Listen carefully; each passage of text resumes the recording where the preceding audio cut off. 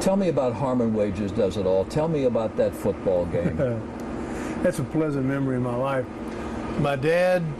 Mother called me. She said, your dad's heart is given out.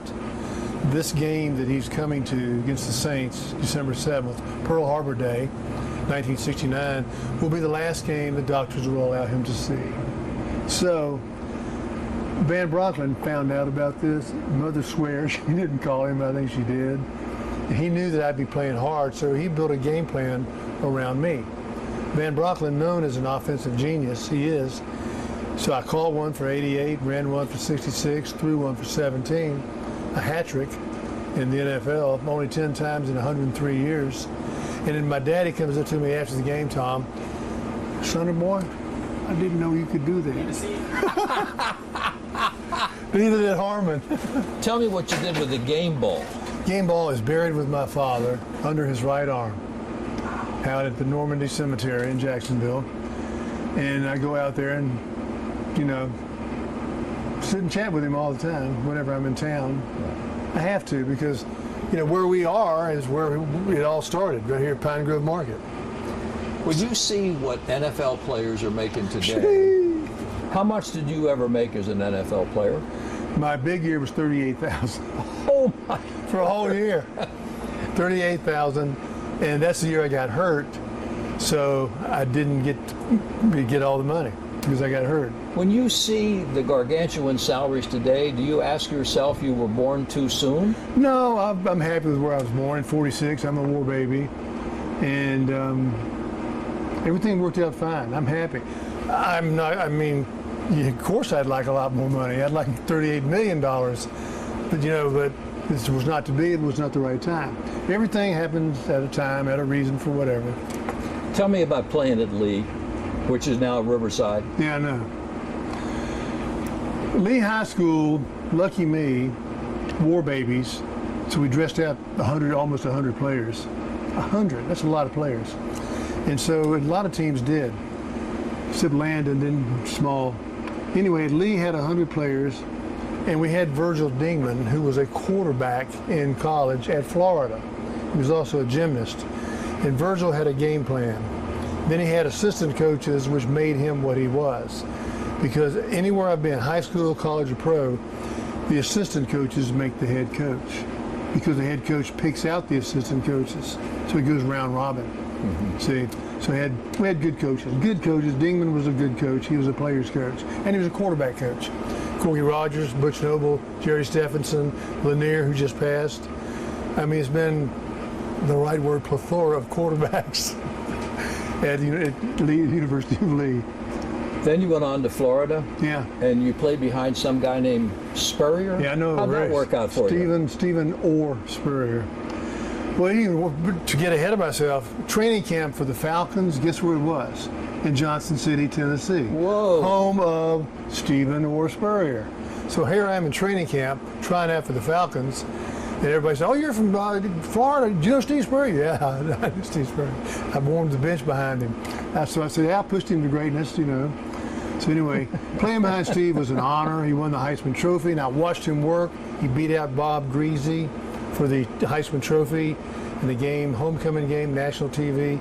He kicked the winning field goal, 40-yarder, 7 yards back, 47 yards. Spurrier was not our kicker. Our kicker broke his toe. Steve said, quote, on the sidelines, I'm standing right there. Let me kick the ball. Coach Kendall said, no, let me kick the ball. I can kick the ball. I can kick that damn ball. That's Spurrier. So Coach Gray said, I don't know. Kendall says, let him kick that blankety blank ball. So he goes in, kicks 47-yard field goal, wins the Heisman Trophy. You do a pretty good imitation of him, and he wrote some very kind words in your book about you. We were good friends because I recognized that he was better than I was. He was a better quarterback. I had Larry Smith at running back, so they can't move me to running back because he's better than I am. They had Graham McKeel, All-American blocker at fullback. So even though you didn't compile a great record in Florida, Harmon, you still wound up playing for the Falcons? How'd that happen? Well, it's very simple. Everybody got hurt. I go up there, I'm a quarterback. I'm running 7th string. Okay, Junior Coffey, our star running back, tears his knee up. Jim Hagel breaks his neck. Another guy got hit by a car. Another guy had a motorcycle wreck. All of a sudden they come to me and they say, we're going to move you to running back. I say, no, you're not. I am a prima donna. I am a quarterback. I do not play things like that. You do not touch me. Because if you touch Spurrier, we never saw you again. I swear, one guy hit him one time, knocked him down. We never saw that player again. Never saw him again. Street clothes. I'm telling you. But Steve was great. He was just a good leader. He had everything going for him, and he could do anything. That's why he won the Heisman. So many people call you Charmin Harmon. Where'd you get that nickname? It rhymes. It rhymes, that's Yeah. it? Somebody said I could do Charmin toilet paper commercials. Speaking of commercials, you did the Gatorade commercial? Yeah. Well, again, Tom, right place, right time. Gatorade, Dr. Cade, they were going to market it in Northeast Florida. That's Jacksonville. Yeah. So they needed somebody from Northeast Florida. Yeah. There I was. That's the only reason I got it, because I wasn't playing, because I was behind Spurrier. So they wanted to somebody that people in Northeast Florida would recognize. And so they would recognize me from Lee High School and some publicity I'd gotten. So boom, that's what happened. Right place, right time. Thank you, Lord. You still drink Gatorade? Oh, all the time. I really do. I like the orange. The green, I don't like the green, but I like the orange a lot. You know, we're talking about the charmed part of your life, but we both know your life has not been entirely charmed. You wound up going to federal prison for drugs. Yeah. I hate to bring that up, but I have That's to all bring right. it up. Well, I use it a lot of times when I speak to kids groups. I got caught up in the fast lane, being cool, and a prosecutor was running for the DA's office, and he saw the opportunity. One of his people that he arrested told Mr. Parker, the prosecutor, that he had sold some cocaine to me. I was a customer 3 times. It would make my nose run, so I quit. But it was too late. He told me name. That's a big name. The government's trying to make an impression on people not to do it, and so I was there. My mistake, big mistake. Paid for it, but learned a lot too. What was it like being a prison inmate, Harmon? Well, it wasn't that bad. You know, not a lot of people roommate- accept that as an endorsement. No, but see, my roommate was the governor of Tennessee, Jake Bouger, and the senator of South Carolina, John Jenrette. Those are my 2 roommates. It's a white-collar prison, crim. It's not a prison. There's no bars. It's like going to summer camp. You have rules, regulations, and your freedom's taken away. So you can have visitors on Sunday.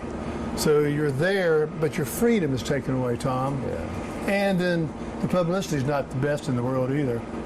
So it's just a mistake I made. I paid for it, but I learned a lot from it. How about after you got out? How did people treat you?